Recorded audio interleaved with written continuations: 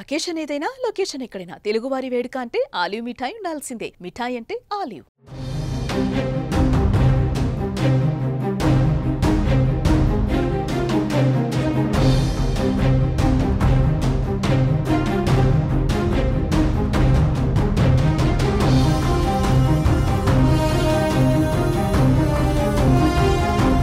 పాకిస్తాన్ దుశ్చర్యల నేపథ్యంలో భారత దళాలు కౌంటర్ అటాక్ షురూ చేశాయి. భారత వైమానిక దళం తర్వాత ఇప్పుడు నావికా దళం కూడా రంగంలోకి దిగింది. అరేబియా సముద్రంలో మోహరించిన ఐఎన్ఎస్ విక్రాంత్ కరాచీని లక్ష్యంగా చేసుకొని విధ్వంసం సృష్టించడం ప్రారంభించింది. నావికా దళ దాడి కారణంగా కరాచీ ఓడరేవుతో సహా నగరంలో భారీ అగ్ని ప్రమాదం సంభవించింది.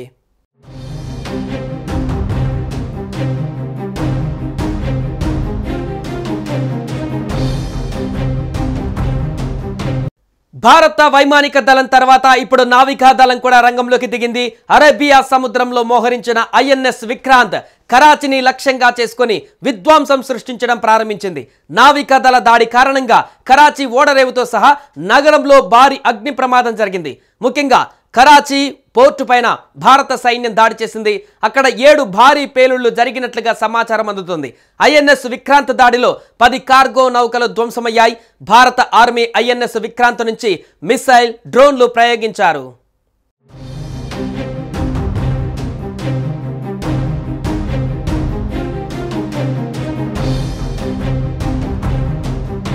పాకిస్తాన్ నావికా దళానికి కరాచీ, ఓర్మారాలో స్థావరాలు ఉన్నాయి. వారి ఉన్నతాధికారుల ప్రధాన కార్యాలయాలు, యుద్ధ నౌకలు, జలంతర్గాములు మోహరించిన చోటు ఉంది. ఇదే ఈ 2 నావికా స్థావరాలను నాశనం చేయడం ద్వారా ఐఎన్ఎస్ విక్రాంత్ పాకిస్తాన్ నావికా దళాన్ని చాలా వరకు కుంగదీయడంలో విజయం సాధించింది. ప్రస్తుతం భారత నావికా దళ ఆపరేషన్ కొనసాగుతుంది. ఐఎన్ఎస్ విక్రాంత్ రంగంలోకి దిగితే అది మనుగడ సాగించడం కష్టమవుతుందని పాకిస్తాన్ భయపడింది. దీనికి కారణం పాకిస్తాన్ దగ్గర ఒక్క విమాన వాహక నౌక కూడా లేకపోవడమే. ఈ నౌక MiG-29K, కామౌ 32, MH-6R అడ్వాన్స్డ్ లైట్ హెలికాప్టర్లతో సహా 30 రకాల విమానాలు, హెలికాప్టర్లను మోసుకెళ్లగలదు. దీంతో పాటు ఇది తేలికపాటి యుద్ధ విమానాలను కూడా మోసుకెళ్లగలదు.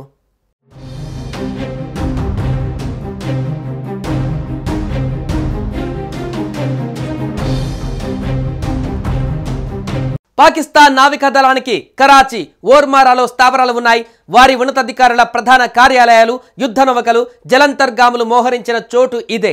ఈ 2 నావికా స్థావరాలను నాశనం చేయడం ద్వారా ఐఎన్ఎస్ విక్రాంత్ పాకిస్తాన్ నావికా దళాన్ని చాలా వరకు కుంగదీయడంలో విజయం సాధించింది.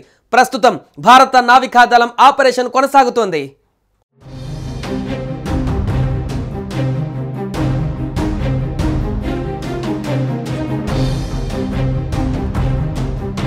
మరోవైపు భారత దాడులతో బెంబేలెత్తిపోయిన పాకిస్తాన్ దొందొడుకు చర్యలకు దిగింది. ఈ క్రమంలోనే జమ్మూ కాశ్మీర్లో అంతర్జాతీయ సరిహద్దు వెంబడి సైనిక స్థావరాలే లక్ష్యంగా పాక్ దాడులు జరిపినట్లుగా భారత సైన్యం అధికారికంగా వెల్లడించింది. జమ్మూ, పఠాన్కోట్, ఉధంపూర్లోని మిలిటరీ స్టేషన్లను లక్ష్యంగా చేసుకొని దాయాది దేశం డ్రోన్లు, క్షిపణులు ప్రయోగించినట్లు ఎక్స్ వేదికగా తెలిపింది. అయితే వాటిని విజయవంతంగా తిప్పికొట్టినట్లుగా పేర్కొంది.